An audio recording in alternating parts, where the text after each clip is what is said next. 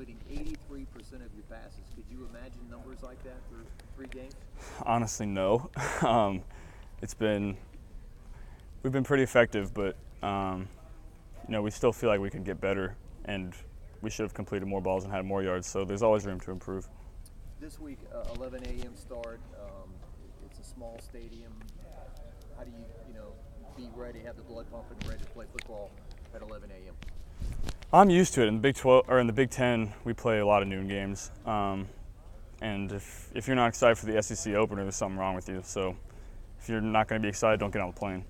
What about taking on a team that's coming off an open date? You expect them to be fired up and have some things prepared for you guys? Yeah, we're going to have to be really good at in-game adjustments because they're going to have something new for us that we haven't seen. That's just the reality when teams coming off a bye week.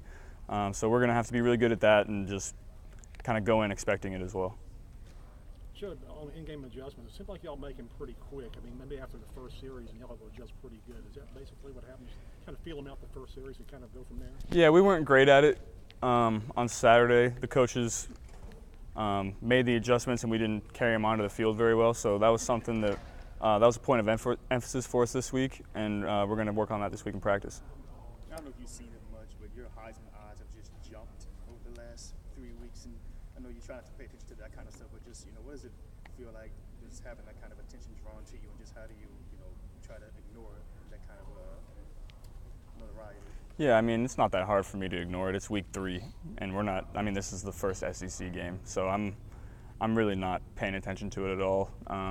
The numbers are great, but I'm all about winning games. I told you that when my numbers weren't great last year, and when they're great this year, I'm going to tell you the same thing.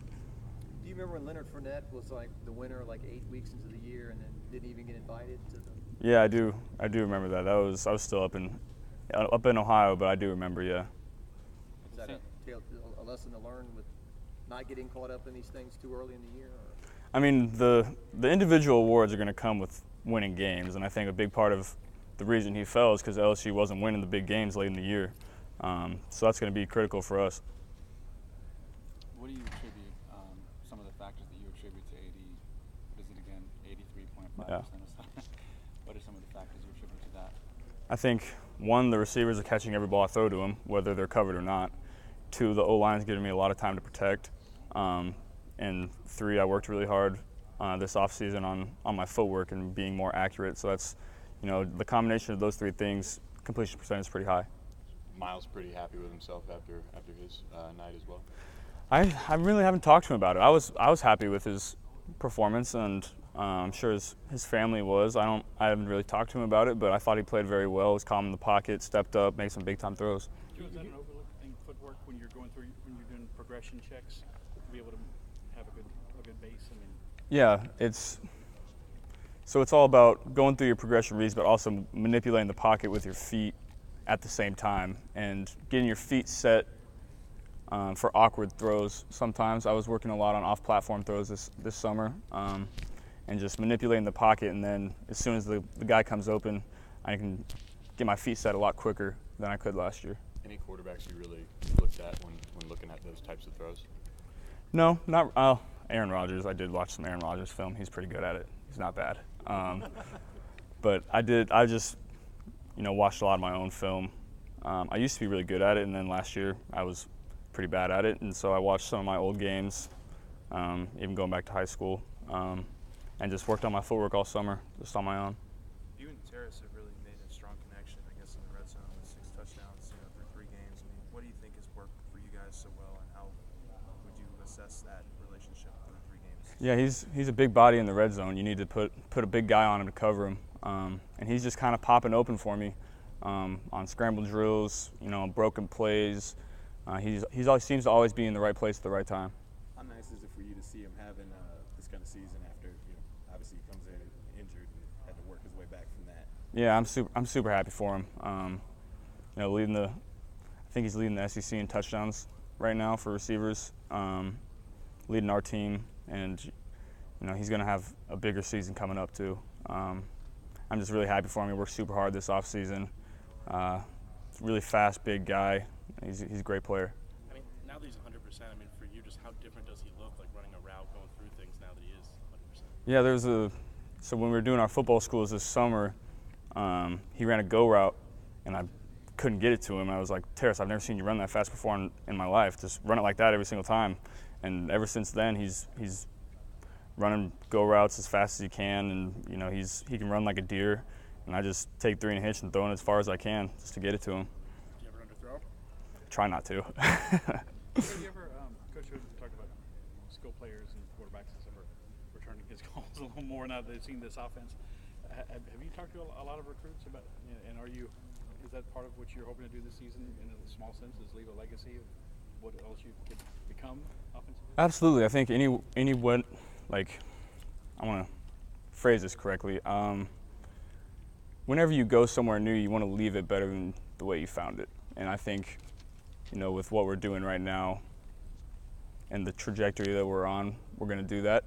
But we're going to have to keep it going. I haven't talked to any recruits, but I'm hoping that the whole world is seeing what we're doing and, you know, taking notice and realizing that LSU is an explosive offense and an explosive team now. How the coaches just, you know, do they help encourage your kind of your mentality with only had like 3 or 4 completions, but you can complete more balls, or just, you know, they say it's okay, you were like 84%. Well, they had to kind of calm me down because I was upset. My goal of the game going into Saturday was completing every ball, and I was kind of upset at myself for 1, the interception, and 2, the 2 other incompletions. So they kind of had to make me realize that we still completed 88% and threw for over 400 yards as a team. So we were really good on offense on Saturday, and you know I still feel like we can get a lot better. Coach O today said eventually some team will stop us passing, which you may disagree with. I'm not sure, but we'll see. He said eventually we're going to have to run the ball. I mean, it seems like it's nitpicking when you score 65 points and have 600 yards, but the running game, are you not quite getting the pop you want to get there, or what do you think? You know, people keep saying that. We still run for over 100 yards every game, and you know, maybe people just aren't maybe they're used to seeing LSU run for 250, 300 yards and 40 attempts, but yeah, we do want to get more effective in the run game because when the big games come, we're going to have to, you know, run the clock down a little bit sometimes and pick up some critical down distances running the football. But, you know, we're still running it fairly effectively. We do need to get better in that category, though. Part of some of the Saints concepts are kind of having some of those screens and things like that, though, is kind of an extension.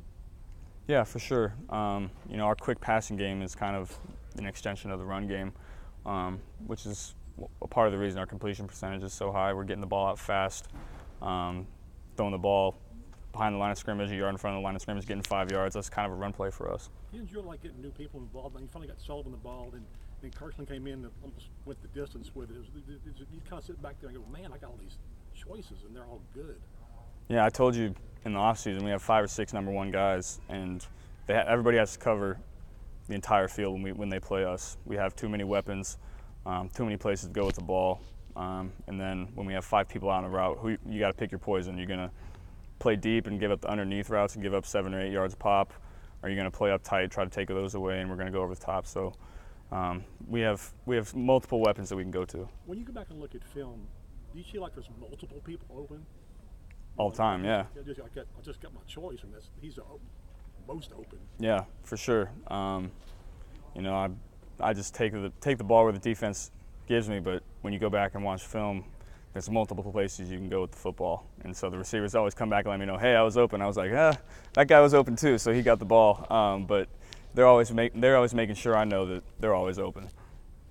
Coach was talking about Drew Brees getting injured today. He wasn't running, obviously, but he said he's going to remind you to get out of bounds, and you would probably say, no, I'm not going to. Okay. Yeah, I'll probably get out of bounds in SEC play. He was mad at me for the one that I scrambled and stepped out of bounds and tried to cut it back, but I'll probably run out of bounds in that situation next time. I think you kind of foreshadowed this before the season, but there seems to be this apparent mutual understanding and confidence that you and the receivers have during games that maybe is exceptional in your experience, certainly over last year. But we've seen it. I've seen it a lot with the Saints and Breeze. Did you have any specific approach to trying to achieve that?